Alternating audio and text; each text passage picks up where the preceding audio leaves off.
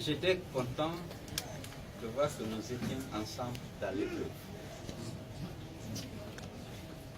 Dans l'application de la décision des autorités de ce pays de réprimer,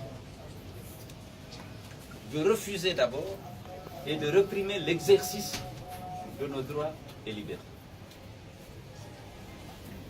Nous avons été gazés, pas nous seuls, les usagers de la route, les riverains, les malades de l'hôpital d'Onka.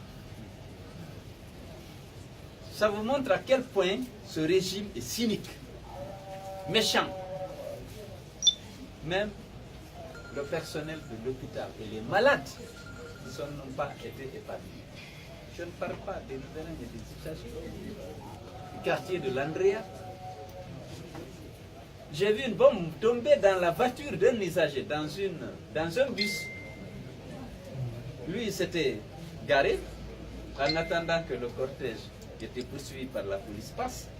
Et puis la bombe lacrymogène est venue tomber à l'intérieur de la cabine. Nous replions ici à domicile avec vous.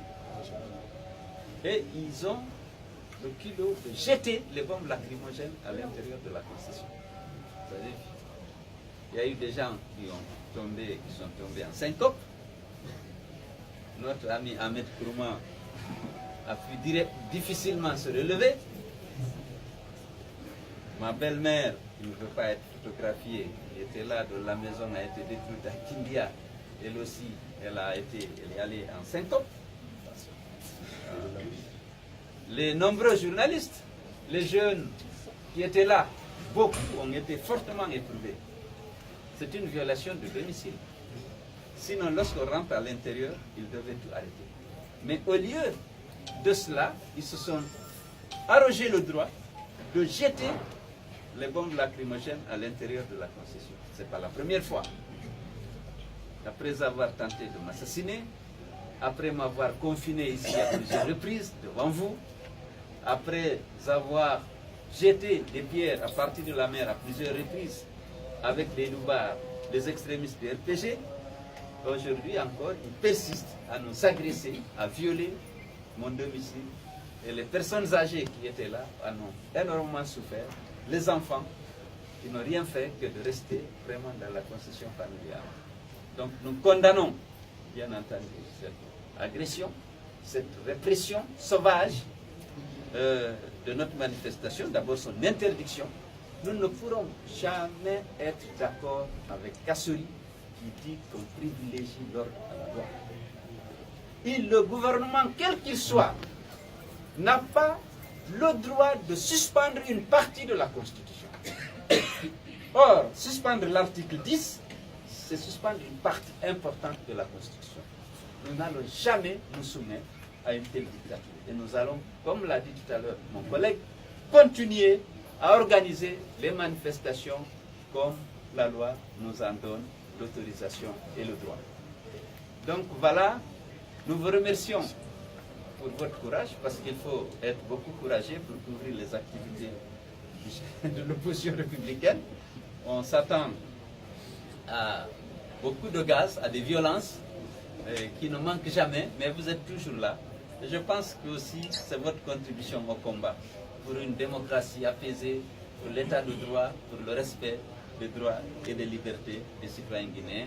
Et vous pouvez compter sur nous, nous comptons sur vous, pour que notre pays change, pour que nous soyons dans un pays où la loi est faite pour être respectée, mais pas pour être violée au nom d'autres besoins du pouvoir. Et vous l'avez su, aujourd'hui, pourquoi on n'installe pas de communes? Depuis le 4 février, il faut que le pouvoir réussisse à étourner des conseillers pour pouvoir garder le contrôle des communes. Nous en avons encore quelques-unes que le pouvoir ne veut pas lâcher. Bouroualtapé, Dampita, toutes les autres communes du Fouta sont installées. Mais le RPG dit qu'il lui faut Bouroualtapé.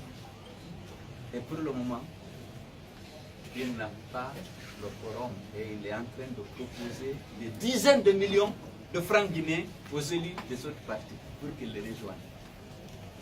À Ourekaba, c'est les deux communes en moyenne Guinée qui ne sont pas installées, Ourekaba et Brouakate. Parce que le pouvoir dit, il nous faut Ourekaba, il nous faut Brouakate. Toutes les communes rurales de Mamou sont installées, sauf Ourekaba. Parce qu'ils n'ont pas le quorum pour contrôler la commune. Et c'est le village natal d'un gros responsable du RPG. Il dit non, non, il ne faut pas, tant qu'on n'a pas le quorum. Matoto, ils ne veulent pas installer Matoto. Il faut que le RPG dit, nous avons fini de retirer suffisamment de conseillers pour prendre le contrôle de cette commune pour que l'administration du territoire. Je vous ai dit, c'est le système de parti État et de État-parti. L'administration du territoire, qui devrait être neutre, qui devait établir son programme pour l'installation, ne le fait pas.